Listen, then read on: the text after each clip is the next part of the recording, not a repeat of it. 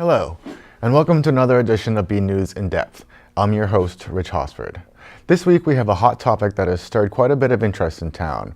We are discussing wireless technology and a proposal by Verizon Wellness to install small cell wireless boosters on 7 telephone poles throughout town, including some in residential areas. We will start with a discussion with a woman who has made it her personal mission to research the potential dangers of wireless technology that she says is a big problem that few people are aware of. Cece, Doucette, Communications Director of Wireless Education, has been researching the effects of wireless technology on people's health and advocating for greater transparency from wireless tech companies and the Federal Communications Commission, which she says have buried research showing that the electromagnetic fields put out by wireless antennae have harmful effects on human cells and can lead to cancer. We will also have a discussion with Tigges and Kristin Russo, 2 members of the Small Cell Committee created after the proposal from Verizon came forward to research the technology and create policy recommendations for how the town can deal with them. It's a big discussion that starts now.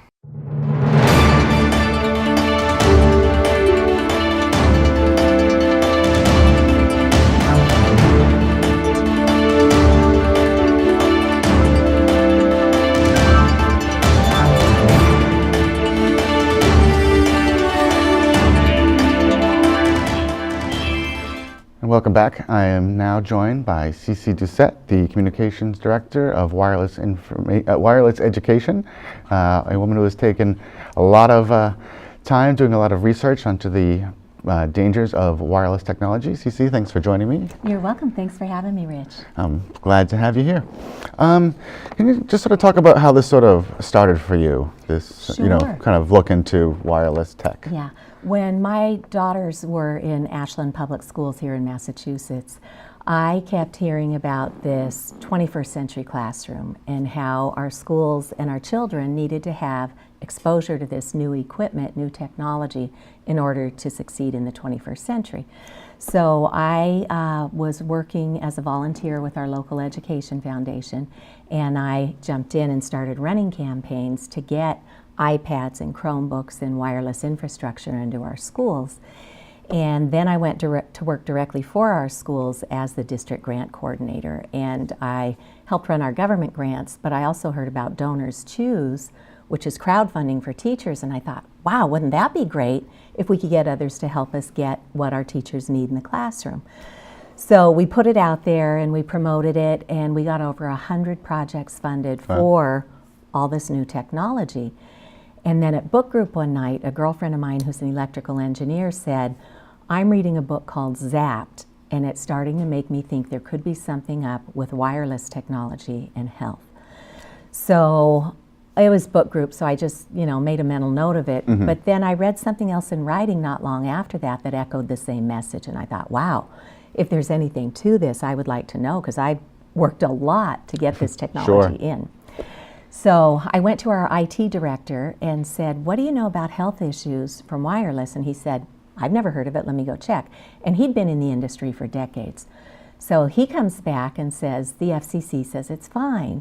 But I'm a technical and professional writer by trade, and so part of what I do is research. And so I'd already begun doing my own investigation.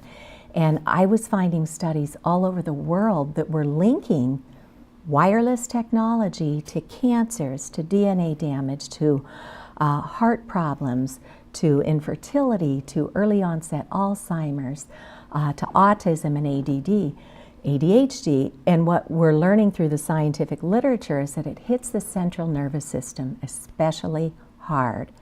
And it hits the immune system really hard. So if your body's already fighting something and now it's constantly being bombarded by these invisible microwave pulses day in, day out, that leaves us very vulnerable. But a couple things really got me to the point that I was actually going to stand up and do something about it, because this totally took me out of my comfort zone. Sure. You had just been working on right. I'm just here to help. Try and do the right thing. But when I read the sperm studies and the other infertility studies, I learned that they've taken male human sperm and exposed it to a laptop with the antennas on, and it changed the DNA, which is a roadmap to grow a proper human. It caused far fewer sperm to be viable, and it slowed the motility of the sperm in just 4 hours of exposure. That was my big moment because I had just bought one of my daughters a laptop for Christmas. And of course, where's she using it but right on top of her reproductive organs? Right. That's what it's called. Yeah, right? And so I started sending things off to my school committee, my superintendent, our school principals, our school nurses, saying, look, France in 2008 pulled wireless out of their national libraries because of health concerns. There were pockets in Italy and Belgium, Spain, all over the world. People are starting to take action to reduce microwave radiation. And here in the US, all we're hearing is all Wi-Fi all the time. So when our school committee looked at this, and you know, they're not scientists, they're not doctors, they're educators, and that's what they do best. So what do you do when a parent says, and a town employee says, I think we have an issue here? What was their reaction? Well, I think it came when they read the fine print. So by government regulation, anybody who's putting wireless products out there has to put a safety disclaimer in. So for folks who are watching this, if you have like an iPhone, grab that and go into settings. Once you're in settings, you just scroll down a little ways to general, hit that. Then at the top you'll see about, hit about, and then go all the way down to the bottom. And second from the bottom, you'll see legal. And when you click on legal, at the bottom of that, kind of hidden. Yeah, hidden way below in the fine print is RF exposure, which is two-way microwave radiation that the industry politely calls energy. And in that fine print disclaimer right there, people today can read it, and it says, keep this device X amount of distance from your body, or you're going to exceed the FCC limits for public radiation exposure, and use a hands-free option, because by holding that active device in your hand, you're exceeding the FCC limits for public radiation exposure. Because that one device, you know, who would ever know, has a cell phone antenna, a data antenna, a Bluetooth antenna, a Wi-Fi antenna, a locator antenna, and by now a public hotspot antenna. So without us even knowing it, there's 5 or 6 separate antennas constantly pulsing for a handshake with the nearest cell tower or router, and that's microwave radiation pulsing back and forth. And the science is very clear that this is biologically hazardous. And worse, the most vulnerable subpopulations are children, fetuses, the elderly, because it does a number on our cognitive abilities, and those with an existing health problem. And who would even know that maybe this is why you're not sleeping through the night anymore? Maybe this is why your children are just jumping out of their skins with these social and emotional issues, because their systems are being jacked like this all the time. They've got it in the schools now. The industry's been making deals at the state level and forcing our schools to implement this 21st century classroom. And how would our IT directors even know? How would our school administrators even know? And another parent in Pepperell, Massachusetts, found out about this issue, found my work, and introduced me to somebody at the Department of Elementary and Secondary Education. I went in and taught them what the science is showing, and they had no idea that at the state level, the industry's making these amazing deals to get this technology in. They're signing contracts and then turning around and holding our schools accountable for implementing all of this. So when you go in and you start this conversation with a school committee, they're going to look like deer in the headlights. Sure. So, maybe I have that look right now. Right. And my first instinct was, oh my gosh, you mean this is microwave radiation that we are locking our children in school buildings for 6 or 7 hours a day, 10 months a year, for 13 years out of their developmental lives. I thought surely everybody in charge of our children would jump up and go, oh my gosh, if this were a gas leak, we'd clear the building immediately.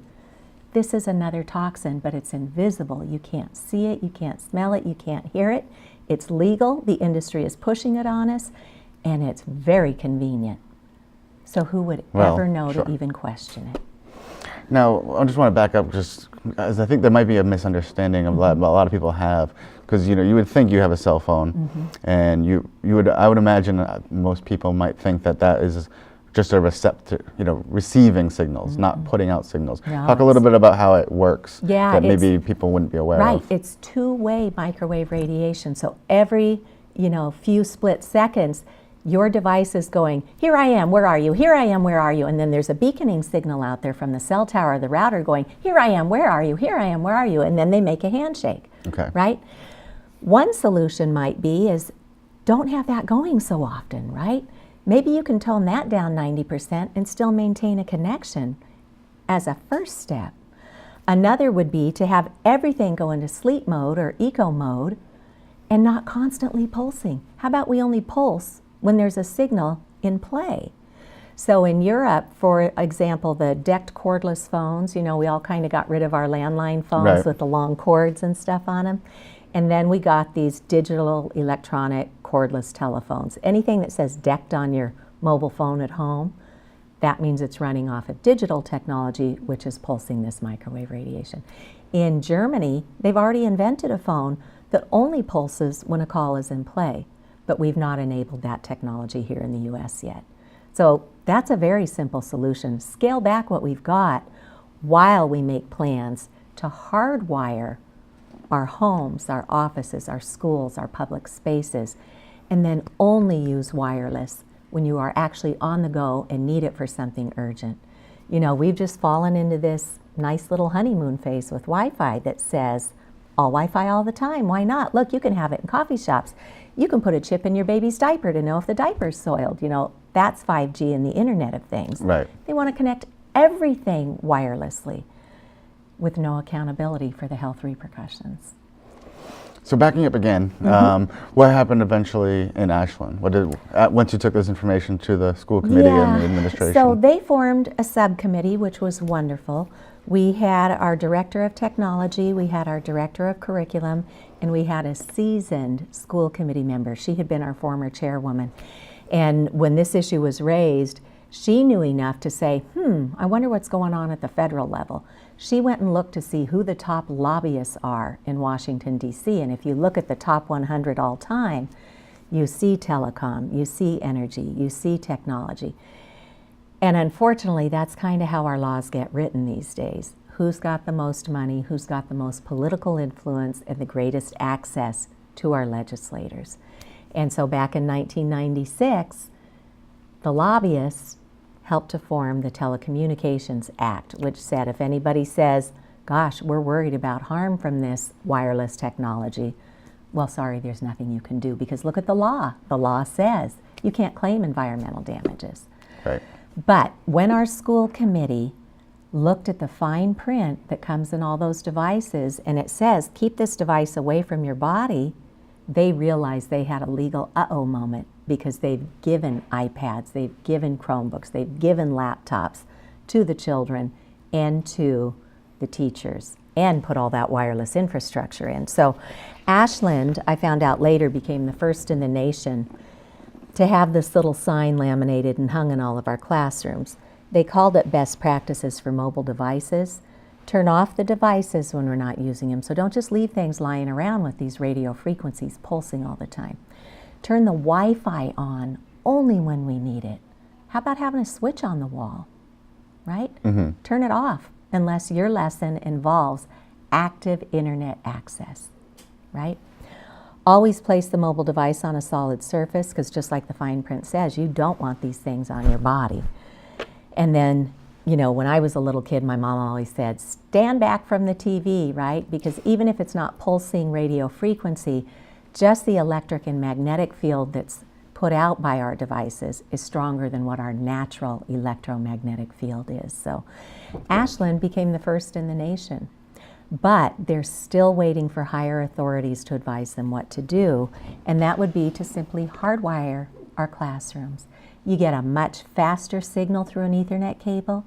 Your data is more secure, because we don't want children's data going through the air that somebody with a $100 app on the curb sitting in their car could intercept. And the signal's a lot better, so you have much more productive teaching time if you're not sitting there wasting time trying to get a good signal through wireless, which is pretty crummy technology when you compare it to the reliability of a hardwired connection. And there's actually little adapters that you can buy for $12 or $30 for the iPad that will hook to an Ethernet cable, that will hook to the access point in the ceiling, that will hook into your iPad or your Chromebook. And then you have an active live connection to the internet, and you just go into the devices and turn off all those wireless radiation antennas, and you've got perfectly safe technology. So Ashland became the first in the nation. They're still waiting for higher authorities to say, actually turn it off. You know, these are great baby steps to get started, and I'm really proud of Ashland because in other districts across the country, we've seen where parents will raise these issues because their kids are getting sick from microwave radiation, and they don't want to hear it because they're so deep in bed with industry already. So I'm very grateful to Ashland, but we have not done enough. So next, I went to Senator Karen Spilka, and she is now our Senate President in Massachusetts, but she back then was my senator in Ashland. And I met in our little local coffee shop for her local hours, and I taught her what the science was showing, and then I measured the radiation coming off of her device. And she's looking at me like, really? And I'm like, yes, and nobody knows. I said, is there something from where you sit that we can get this out to the public and give the people the right to know? Because this is like smoking. This is like drugs, alcohol, pornography, gambling. Adults may choose what they wish to do. Right. But they have a right to know that this is a serious biological toxin and that we have to protect our children, because when you think about those fertility studies, it's not just you and I, it's the eggs inside of a woman that she's born with as a child that carry her through her entire life. She doesn't get second chances on eggs. Men can reproduce sperm, but once you've damaged the sperm, you may be mutating the gene line. So we have a huge responsibility to get ahead of this, to protect ourselves, to protect our children, and the generations beyond that. So Senator Spilka put me with a lawyer in her office, and we crafted a very simple bill to say, let's get the right minds to the table and address this. And that bill, Senator Spilka directly sponsored this session. It is still out there, and it's with the Joint Committee on Rules, or I'm sorry, the Senate Committee on Rules. So I'm hoping that after we get through the election season, they will, in informal session, decide to form a commission to start getting the public educated on this. So that's the intent of the bill, is to get a commission to get information out there? Right. And then some other really exciting things happen. So other people in the state who become ill from microwave radiation from our wireless technology started working with their legislators as well. And Senator Julian Sear out of the Cape and the Islands used to be the liaison at the Department of Public Health to the State House, and then he became the senator. And he introduced 2 bills to give people the right to know what that fine print says and to protect children from handheld devices. His bills went to the Joint Committee on Consumer Protection and Professional Licensure. And I understand, and I'm certainly no expert on the legislative process, but it's been wonderful to be taught and to learn.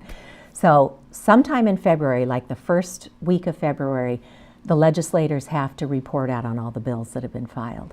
And I thought you either send it to study, which means it's kind of done for this session, or you outright, kill the bill. And then I found out there's a third option. You can ask for an extension, which is what the Consumer Protection Committee did. They asked for an extension out through April to examine this issue, and they actually put a research analyst on it who did the deep dive. And then the Joint Committee on Consumer Protection actually wrote their own bill, and they attached Senator Sear's 2 bills to it. So they wrote a bill saying, let's get everybody to the table, let's get industry to the table, let's get doctors who are already diagnosing people with electrical sensitivities. And you usually need to find an environmental health doctor, because our regular doctors have no idea why people can't sleep. I was going to say, do they even know what to look for? No, but how quickly we could train them to look for reducing microwave radiation exposure, turn everything off at night for the children, get 12 hours of pure, unadulterated sleep so that the children's bodies can properly DNA grow, but also cell repair and regenerate for all of us. And you would be amazed at how many people see recovery. Even autistic families see their children begin to regain communication skills.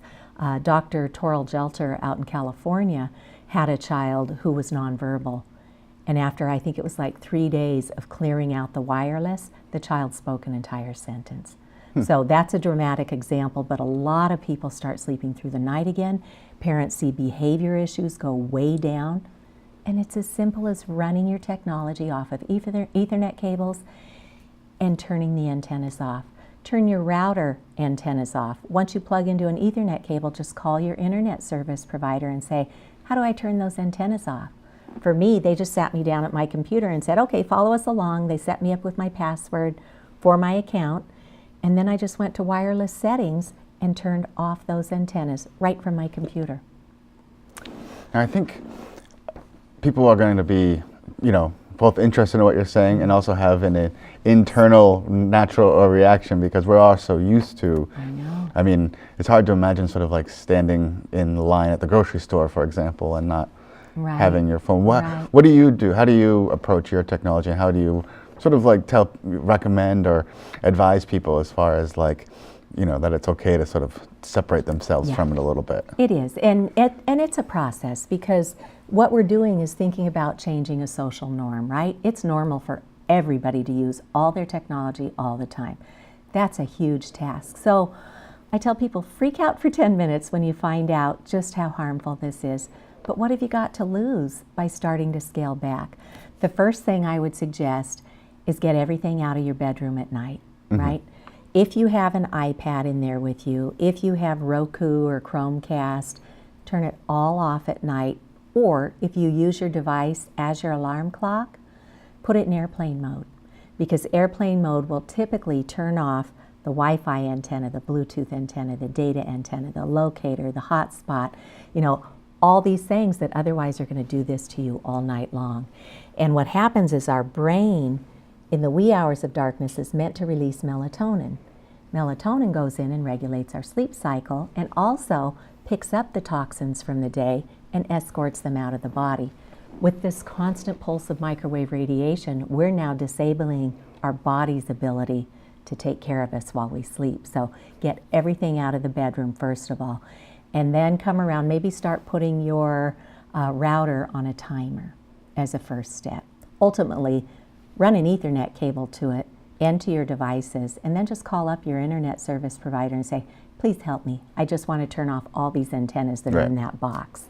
So your big suggestion is hardwire everything. Hardwire everything you can. And after I figured out that I had just given my daughter a laptop with the antennas on top of her reproductive organs, we ran an Ethernet cable from our router into her laptop, and then just went into the settings and turned everything off. And she was thrilled because the data moved so much faster. But then I noticed she still got her cell phone, and in high school the kids are doing 2 or 3 hours of homework every night, and they're working with their friends. So I was like, that can't be good. And so I dug around and I found out you can buy a little adapter for the iPhone and the iPad. It's an RJ45 Lightning to Ethernet adapter. For other types of phones, you have to check to see if the operating system is compatible, but there's also these pluggable devices, just little things that you hook into an Ethernet cable, and then you can use it as a computer without the radiation, but you have to go in and turn off all those antennas. And watch out, because I've heard some of the Apple products kind of default and turn themselves back on, so just stay on top of it. But with the cell phone, when you're out and about, I do have a cell phone because I've got children, I've got a husband and a career, but I don't leave it on. I look at it like, okay, people can think that I'm either in the shower or I'm in a meeting where I can't be interrupted. So now I'm no longer available at everybody's beck and call. And that's, it's kind of nice. You kind of get your life back. I remember days like that. I know, right? Way Where back you had in- time way back to when. think, you could process, and now it's just boom, boom, boom, boom, boom. It is actually very relaxing to your central nervous system not to have those constant pings coming at you. But I keep mine in airplane mode. I turn it on periodically. I check for messages. And I do this when it's not on my body, right? I'll set it on a counter and I'll put it in airplane mode. Preferably a counter that's not metal, because metal amplifies radiation. So when I turn it back on and all that radiation's coming to my phone, it ripples out like a pebble in a pond, and I don't want that coming at me. So I try to put it on something that's not metal, and I go take it out of airplane mode, and then I just upload any texts or emails that I've composed in airplane mode, or receive anything that's coming for me. And then once it's uploaded, downloaded, that just takes a minute, right? Right back into airplane mode. Then I pick it up and I compose what I need to send next. So is it a pain? Yeah. But I'm willing to take that time to lose that much convenience to keep myself safer. There is no safe level of microwave radiation, so I don't want to impart a false sense of security, but I know, like with smoking, we kind of had to scale back before we said, you can't smoke around here, right? So you create white zones. We need our doctor's offices to be white zones, or areas that have no microwave radiation. That's the term for areas without a white zone. A white zone, okay. I know, another term I've learned on this fun journey. But we need to start thinking about creating white zones. We should not have all Wi-Fi all the time.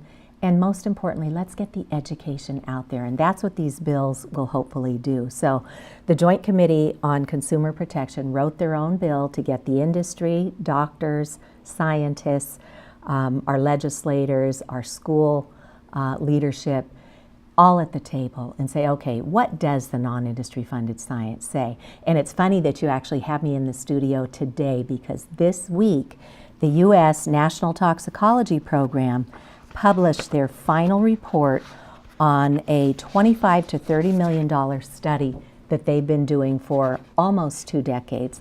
It's called the National Toxicology Program Technical Report on the Toxicology and Carcinogenesis, that's cancer, studies in Sprague-Dawley rats exposed to whole body radiofrequency radiation.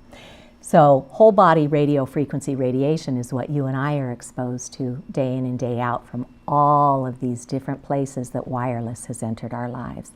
And the reason why they chose those Sprague-Dawley rats and other mice is because what happens to those species tends to happen to us as humans. And there are also epidemiological studies, and I didn't know what that was, but that means looking at what's happening in our society and assessing that data. That's what an epidemiological study is. And those show increased cancer risk for people who've been using wireless technology. So just this week, and this is groundbreaking, that our government that funds very little research in this area is now saying we have declared this is a clear carcinogen. And so right on the heels of that coming out this week, world scientists, like literally all over the world, put out the EMF call. Again, EMF is the electromagnetic field, and that's that constant pulsing of erratic, spiked microwave radiation pulses. And they're saying we need truly protective limits for exposure to electromagnetic fields, because the limits that we have today, that the industry can still put out radiation with, they allow this much radiation. So way up here, the science is showing biological effects at hundreds of thousands of times that exposure way down here. So our scientists are saying it is time, regardless of the way the industry tries to spin this, we know this is extremely harmful to us, to our children, our fetuses, and the next generations. So they have stuck their necks out there, because it's not an easy thing being a scientist. They're not wealthy.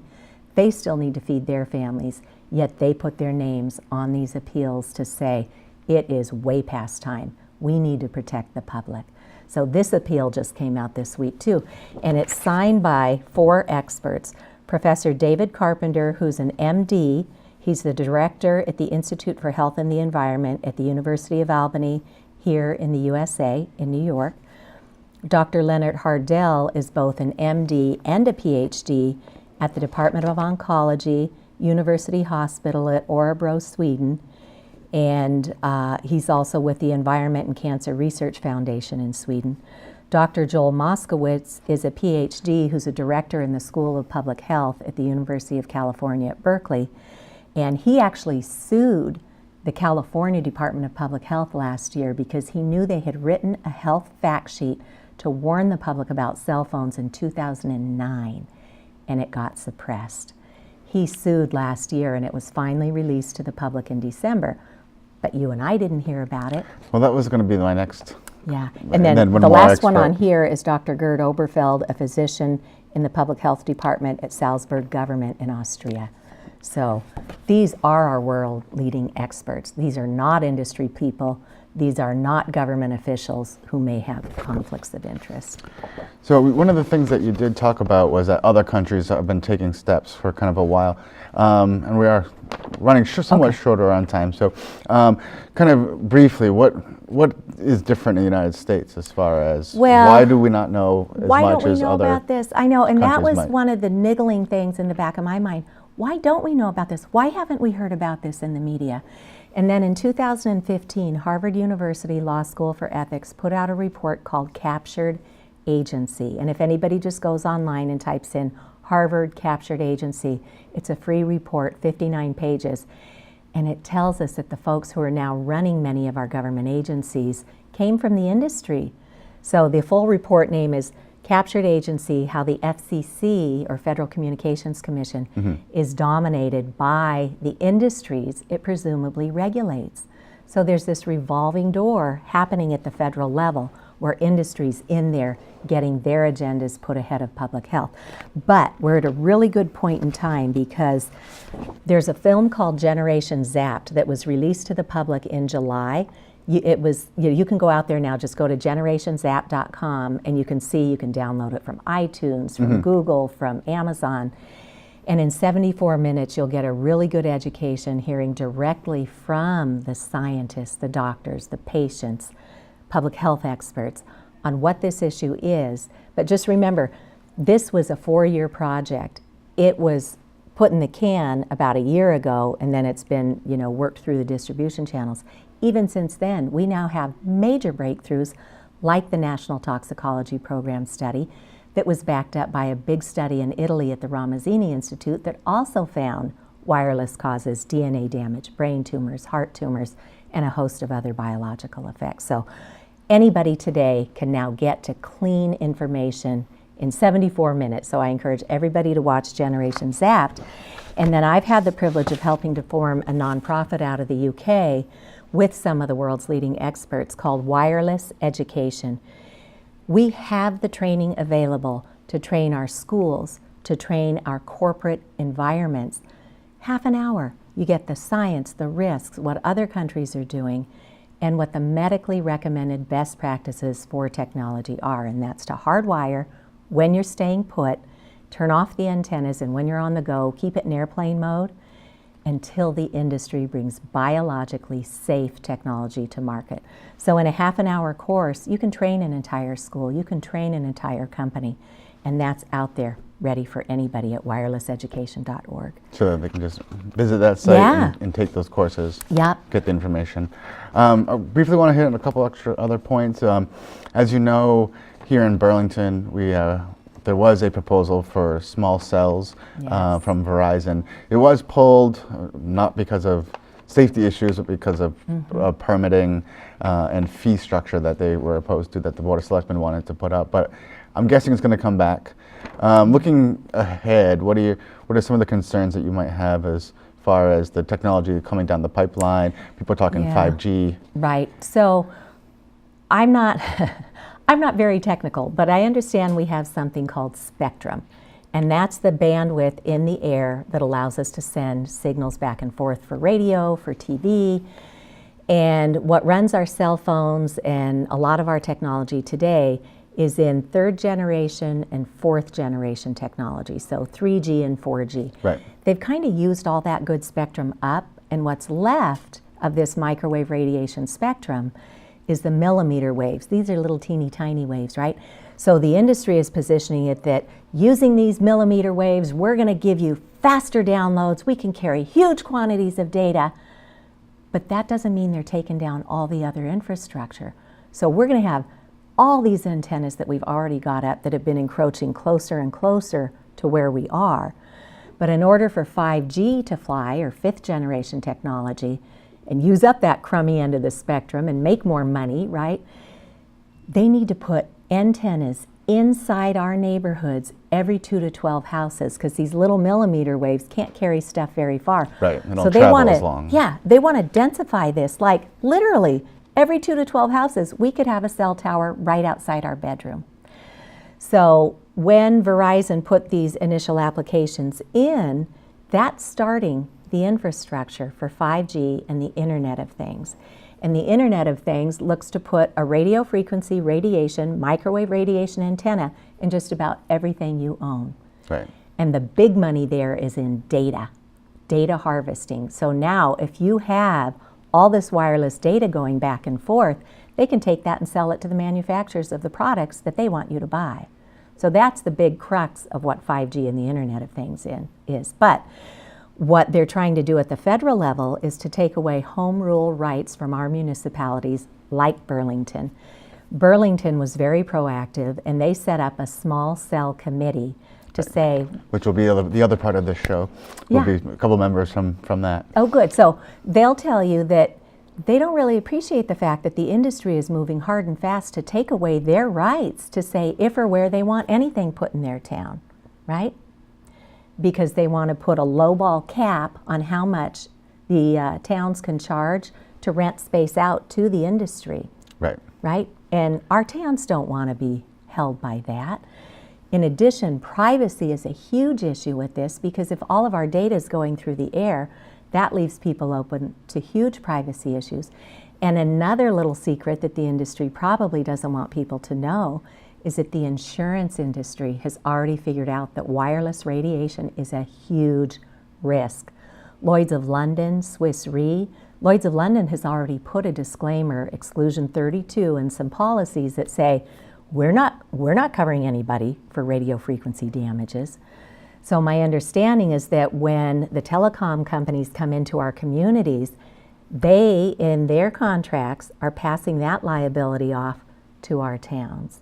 So you know how often people crash into telephone poles, right? Sure. So now what happens if you've got a radio frequency antenna on that pole, that comes down, now what are we doing? The people in the home next to it are becoming ill from radio frequency radiation even before it falls off the pole. What about fires that start from all of these sparks that might come out of that? There's huge liability around this that I don't even know if our local municipalities know to look at, but there's a wonderful policy paper that has come out from the National Institute for Science, Law, and Public Policy in Washington, D.C., called Reinventing Wires, the Future of Landlines and Networks. And again, the message is not no technology, it's safe technology, but we are way behind other countries that are already running fiber optics to the premises, where you then just hook in by an Ethernet cable. You have really fast technology, really reliable technology, just like we run power lines to everybody's homes. That's what we should be doing with technology, not stopping at the last 100 feet and putting up these cell tower antennas that are pulsing microwave radiation at our citizens. I mean, who's going to escape that? It's just bad business planning. So this is a good one, and that's available for free out on the internet. Reinventing Wires, the Future of Landlines and Networks. So every town should be reading this today. Well, talking about not being able to escape this, last thing, you have a device with you here today. Yeah. And what does this do, and what does it tell us? So this is called an acoustometer, and it's a radio frequency meter, model AM-10, frequency response for 200 megahertz to 8 gigahertz. So this is an invisible toxin. At least when we finally came around with tobacco, we could smell it and know if we're being exposed, and then we could choose to move away. With all of this radio frequency, our cells feel it. Some people feel it sooner than others, but maybe you don't feel it. So how do we even know? So let's turn it on. We're here in the high school in BCAT. We're here in the high school so in I know BCAT. we've got the high school Wi-Fi and our own. Okay, so if there was no radio frequency, we might just hear a crackle confirming the device is working. If it's in green, that's where the science is still discovering what the biological effects are, because there has never been a safe level of radio frequency or microwave radiation. When it goes into yellow, that's where people who are already becoming electrically sensitive but may not know that's what it is, not sleeping right, headaches, really stabbing headaches, nosebleeds, nausea, dizziness, anxiety, depression, memory problems, cognitive impairment, suicidal ideation. That happens in the yellow as well as in the red. When it goes into the red, we literally have thousands of studies all over the world, peer-reviewed, published, showing harm. So here's where we are in the studio, jumping between yellow and red. And I noticed that we're using mostly hardwired technology we are in hardwired here. microphone today. Yeah, and the cameras are still hardwired and stuff. And Yes. we're probably not sitting right underneath an access point. So this isn't great, but it's better than red. But in my home, before I turned everything off, this was red, red, red, off the charts red. And that's probably what everybody's house is like today, unless you know to choose hardwired technology, turn off all the antennas. And then, you know, we're at a really unique point in time societally, because I think we're all starting to wake up to the fact that we put all of our trust in our political leaders, and guess what? They might be representing big money instead of the public. So with the elections, or they might not know. Or they simply might not know, you're right, and that has been my experience in Massachusetts. Not one single person that I have educated on this knew we were up against a biological hazard. That goes from our school administrators, our school nurses, our town board of health and administrators, our legislative leaders, not one single person, except for this one young man who let me teach him for about 45 minutes. And then at the end of the conversation, he said, I am actually familiar with this. My father was the physicist in Russia who led the team into Chernobyl when it blew. So he grew up knowing what radio frequency radiation is, but he was the only person on this journey who actually understood it. And now we have wirelesseducation.org courses. We have Generation Zapped, which was actually screened at the Massachusetts State House.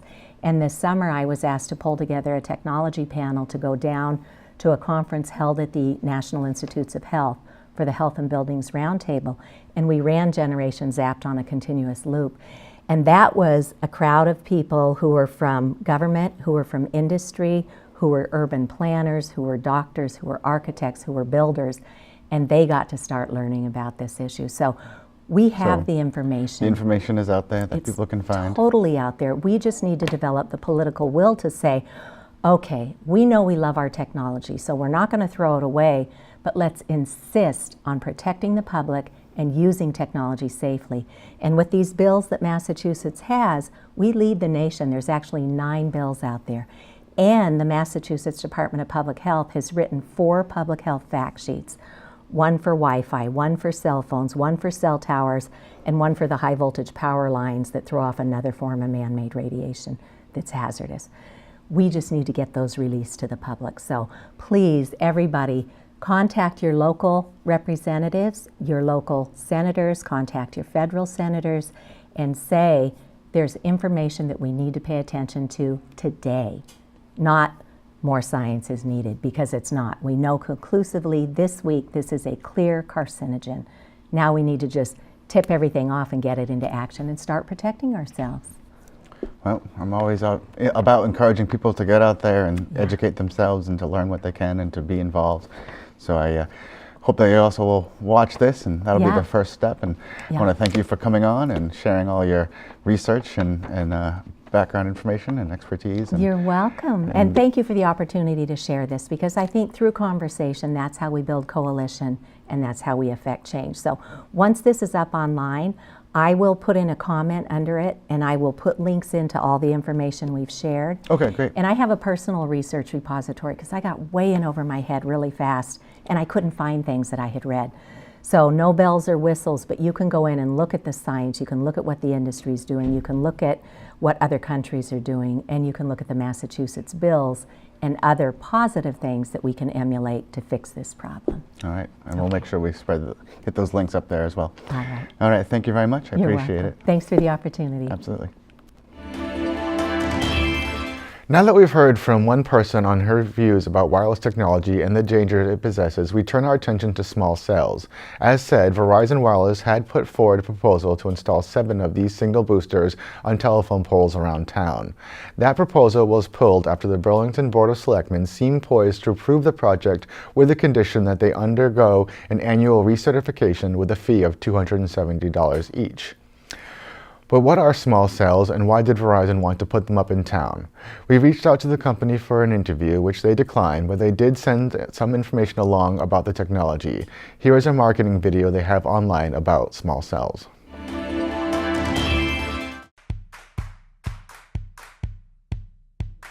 Your residents, visitors, and businesses want to be connected, always. Whether they're uptown, downtown, or from out of town, they need to be wireless. Last year, wireless subscribers used almost 10 trillion megabytes of data, more than double the year before. That's like 15 million Netflix movies being streamed every day. And usage is projected to grow nearly 7-fold through 2019. More than 47% of American households are wireless only, and more than 75% of prospective home buyers prefer strong cellular connections. The average household in North America has 13 connected devices. That's a lot of YouTube. But this increase isn't just from people streaming HD videos and making Facebook posts. Wireless networks are supporting new, innovative technologies like the Internet of Things, smart communities, connected schools, and cloud adoption, just to name a few. There's a major need to grow wireless networks, and we've got a small solution that can do it. Small cells. These compact wireless devices extend wireless network coverage and increase network capacity to more users where they need it most, like a high-traffic city street, a shopping center, or nooks and crannies that make it difficult for a wireless signal to reach. Think of a 5-lane freeway during rush hour. Putting small cells in your city is like adding several exits along the freeway, freeing up traffic to move more quickly to get to where it needs to go. Small cells help deliver the same network speed and reliability consumers expect from Verizon, all while blending into your city's landscape. They attach to existing infrastructure in the public right-of-way, like streetlights, traffic signals, and utility posts. Verizon has launched thousands of small cells in cities of all sizes, and it's making a big impact. These provide faster, more reliable connectivity to residents, tourists, and business owners. That's great for growth. Meeting network capacity demands is essential for overall public safety. Improved networks help citizens get assistance in the event of an emergency. Aid first responders when sending urgent patient information to doctors at the hospital, and allow law enforcement to search records and look up important data on the spot. Even more importantly, get dispatched accurately when and where they're needed. Adding small cells provides the network foundation your city needs to solve this growing demand, keep your residents safe, and give your residents access to the information superhighway no matter where they are. They become the groundwork for future smart community solutions like smart lighting, smart traffic, smart parking, and digital kiosks. Working with Verizon, we can enable cities with a network built for the digital future, and there's nothing small about that. Further, a sworn affidavit by radio frequency engineer Keith Vellante of C-Squared System, contracted by Verizon, states that the analysis of the system in town shows areas where wireless coverage needs a boost. The affidavit was presented to the Board of Selectmen with the small cell proposal and reads as follows. Quote, the proposed facilities are within areas where Verizon Wireless has identified gaps in service and a need to install additional facilities in order to provide reliable wireless service. The search area for each proposed facility was determined by the fact that wireless service needs significant improvement in these areas within Burlington. Furthermore, it was determined that the areas served by each facility would interact well with those of existing and planned facilities in the surrounding area. End quote. As said, that proposal has been pulled, but it seems likely that Verizon or some other wireless company will return with another proposal for small cells or similar technology. To talk about what the Burlington Small Cell Committee has done and is looking to do in the future, we go now to my conversation with members Jim Tigges and Kristin Russo. Let's take a look. Hello, and welcome back. I am now joined by two members of the Burlington Small Cell Committee, Jimmy Tigges and Kristin Russo. Thank you for joining us. Or thank you for joining me and all of us here at BCAT. Well, thanks for having us, Rich. Thank you. Appreciate it. Now, let's talk about the origins of the committee. I know it came about because of one proposal. So what's kind of like the background of the committee itself? Well, what happened was a company came to the Board of Selectmen seeking approval for 7 small cell sites in Burlington, and that meeting was continued because we were not really educated at the moment, at that point, on how to address this, because Burlington, like many other towns, we're seeing this for the first time. There was somewhat of a quasi-committee formed late in 2017 by staff, members of staff.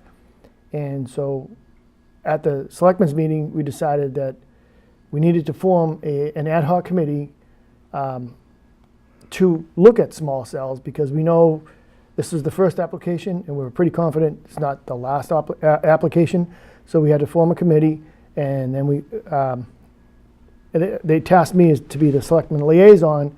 And what I did is I went to almost every applicable town board and requested someone from all the elected boards, planning board, board of appeals, town bylaw, board of health, and then from staff members who were previously on that quasi committee back in the late 2017, DPW engineering, purchasing, administration, and other people that are already in the process Right. from before.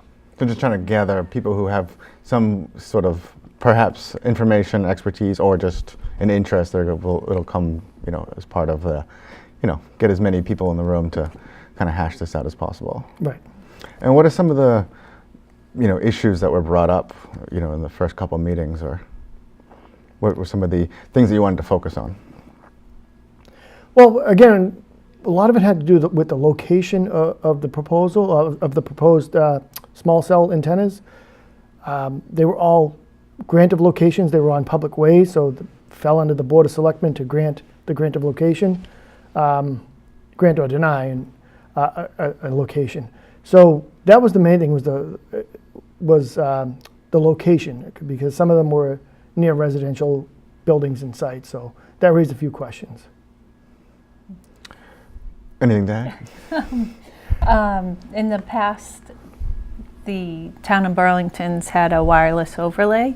In the past, what has come forth has come through the planning board, through the wireless overlay, and it served the town very well. So as Mr. Tigges said, it was a new grant of location application, and we were venturing into residential areas that before, with the wireless overlay, had been really well supported and protected. So it raised a lot more questions from the residents than it had in the past too.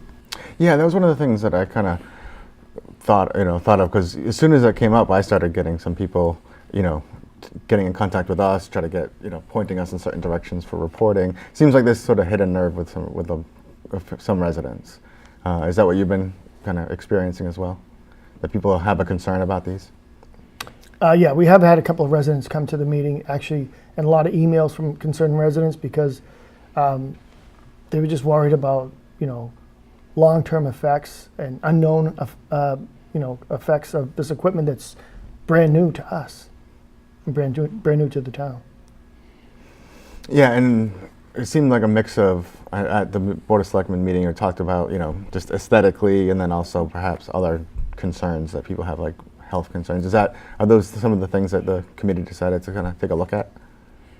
Well, Mr. Tigges did a wonderful job pulling so many different departments together for the town. So the Board of Health was represented, and they had some definite concerns. The hard part is you cannot deny or deny based on health concerns. It was written into the FCC back in 1996, so yes. You gotta wonder why that would be put in there if there were no issues. But so that was definitely a concern that was brought up, and that even though we can't deny based on that, a town can, it's good for the residents just to have an awareness of what this technology is and how it's been tested or hasn't been tested, because it is in our homes too.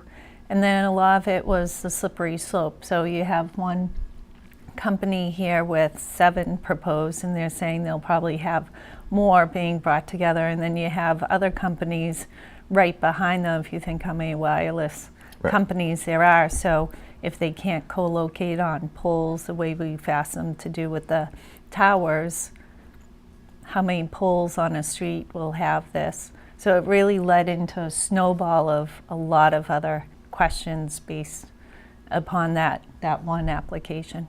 Right, so it's 7 for now, but who knows what's coming down the road.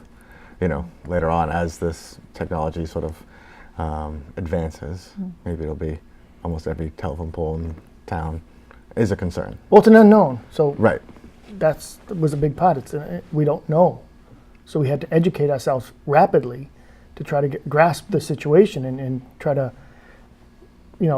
come up with a solution that doesn't violate state or federal laws. And as Mrs. Russo said, the Telecommunications Act of 1996 really controls a lot of our decision making. Yes, it's a very broad ruling. Seen it in a lot of different communities, for the last 15 years with cell towers going up and people finding they have less control over what goes up in their towns than they may have thought otherwise. So working within those guidelines, what were some of the policy proposals that the committee has come up with? Well, we worked very closely with our town council, and she really helped us a lot by drafting and outlining a proposal. I'm sure she did her due diligence and checked with other attorneys in towns and see what they had. We actually, I should give her more credit. She actually rewrote the proposal that was voted in by the Board of Selectmen 5 times. So we had versions 1.0, 2.0, all the way up to 5. So the Board of Selectmen approved version 5.0. So and what kind of railroaded us a little was in the middle of this, after version 3 was written, the FCC came down with another ruling, September 26th, which affected the proposal that was drawn up at the time. We had to delay the Board of Selectmen vote, which was originally scheduled for October 1st to October 22nd. So that sidetracked us, and Karis had to rewrite the whole thing so that it complied with that September 26th FCC ruling. And what did that ruling stipulate? I don't Something have complicated. Yeah. Very, very technical, so I don't want to misspeak there. We'll try to have some supplementary information up on the site when we get this interview up there. Hopefully we can point people to read for themselves and see what fun it is to do research on these type of things. So version 5.0, some of the highlights that just so residents have an idea of, what was voted on and what the committee sort of felt was important to address. Well, one of the things that we came up with had to do with recertification. Our proposal, our application process now is requiring certification every year so that the equipment, so that we don't have outdated and abandoned equipment on poles or wherever they are.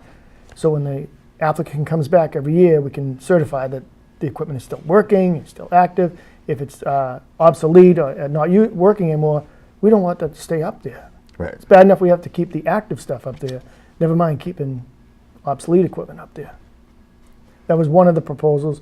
One of the outlines of the policy. A lot of it is very, very technical. We also came up with, as you stated, aesthetic requests. There were 2 design options. We opted for the one that was the least intrusive, and also wanted to make sure that we requested that the poles be ADA compliant. And what we meant by that was we don't want a pole that's in the middle of a sidewalk, which there are some in town, Right. to be one of these poles. So the sidewalk's technically not ADA compliant because the sidewalk's not wide enough. So, and then again, no equipment on double poles. Right. And Don't want to encourage the keeping of those double poles. No, we have too many of them in town as well. So just, again, we couldn't deny based on the FCC regulations, but we wanted to make the best choice for the residents that we could. Right. And though the application or the policy didn't actually affect the current proposal that was underway, the 7, right? But there was sort of like a trimmed down version that was put towards the applicant, Verizon. Talk about what happened there, or I can prompt you to talk about what happened there. They had some issues with some of the requirements to them. They agreed that they could paint some of some of the equipment, but their big sticking point was the recertification fee. Their claim was that it, was against state and federal law. Town council said that it wasn't, and they ended up pulling out. Why do you think that the recertification part is so important? Oh, as I previously stated, we want to make sure that there's equipment on the poles. We want to make sure that it's live equipment, usable equipment. We want to make sure that if they replace something, that the old stuff is taken down. We just don't want that stuff hanging out. Some of that stuff that contains batteries or contains wires, which can weaken the pole. We had a couple of poles come down this weekend during the storm. All that stuff affects the strength of a pole and the wind. So we want to make sure that if it doesn't need to be there, take it down. Right. And so we're at this point now. We've got the policy 5.0. What's in the future for the small cell committee? What do you still are interested in looking at? What other potential concerns or proposals that might come are you hoping to sort of have something ready for? I guess to keep making it stronger based on how this new ruling gets played out, because there will be some different towns that will request or push the ruling and see what pushback comes back from the different wireless companies with it. So to strengthen it as we move forward, whether it be with more testing of what's up there now, independent testing, peer review testing to see, is it really working, even though they say it is it really necessary, and move forward with some of more of the design, because I think over the years we'll see the designs change too. And then also strengthening when they say that it's the same technology and they're just replacing it. Is it really the same technology that's just being replaced? That's a big question.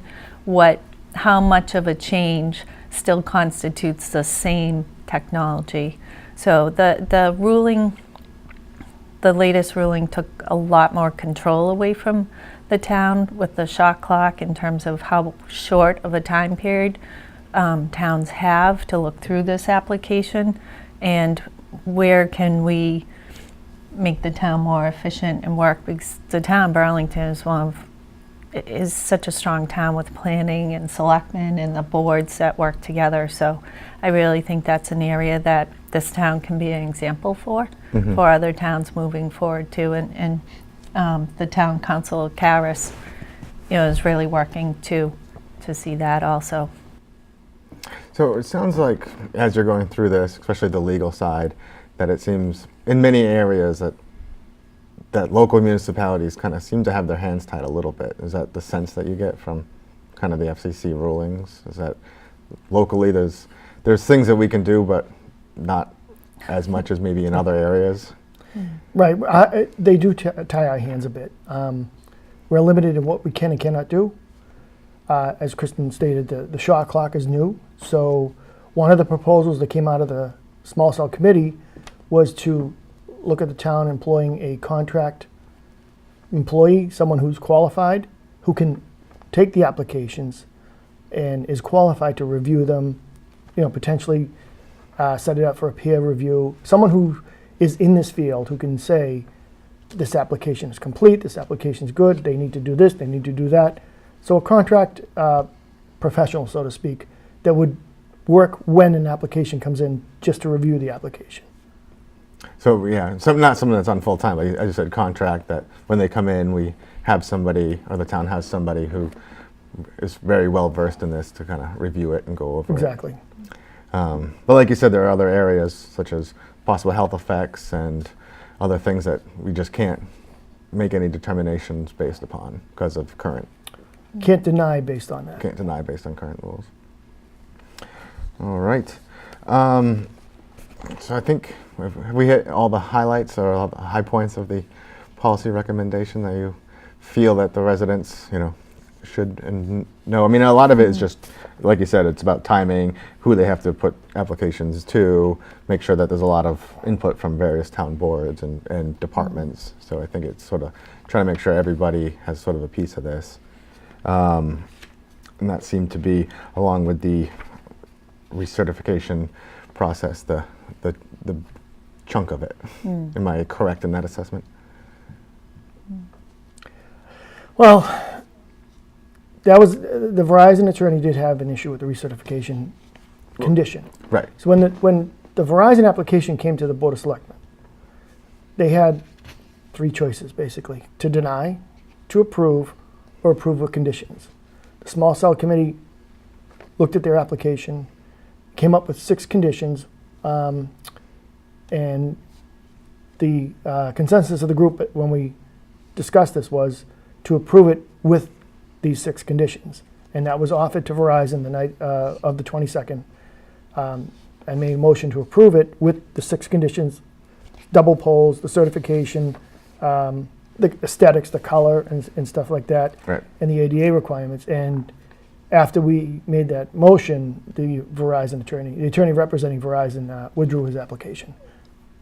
Right. He said that their argument being that they didn't want to set a precedent of having a fee for other communities of a whopping Well, our reasoning for, $270. our reasoning for the fee is because it's going to take an employee time and effort Right. to review these and process them. So that's the reason for the fee, is just to review their paperwork. It's not that we just want to get more money from them. It's because of their actions, which now we have to dedicate an employee or two to process it. So that money would help cover the cost of that. Right. Yeah, it didn't seem like wasn't a fine. It was a fee. No. All right. Well, very good. I think that kind of gives a good overview, kind of, what the committee's been up to and where we stand right now. Right now, there are no small cell applications currently ongoing. Is that correct? Like they're Nope. told, so we don't have anything like in the works at this moment. Nothing has been brought to, nothing's been on the Board of Selectmen agenda. There paperwork has come in for similar Okay. application, not like this though. Okay. So, and the key point is we had to get this policy in place because we had nothing. And a lot of towns don't have anything. So Right. we're a little ahead of the other towns in that we took some action, came up with a policy, version 5.0 at that. But when it comes to something that is as important as that, you want to make sure you correct any errors and any omissions and make sure it's as best as it can be. So 5.0 won't be the last. I'm sure we'll be Sure. doing other versions of it. As technology, as Kristin said, technology changes, policy will probably have to change, and that's why we need a professional that we can rely on to review all this. Well, I think it's a positive to have that kind of, take the initiative beforehand, because it's sort of easy just to throw your hands up when they have so much sort of the technical side and the legal background, just to be like, okay, I guess this is where technology is. But I think it's important sometimes to slow down and kind of really take a look at exactly what's being proposed. And from the feedback that I've heard from some residents, I think they agree with that approach. So last thing, if people, they see this, they want to learn more, when do you meet? How should they get in touch with you if they have their own concerns? What kind of input from residents would you like to get?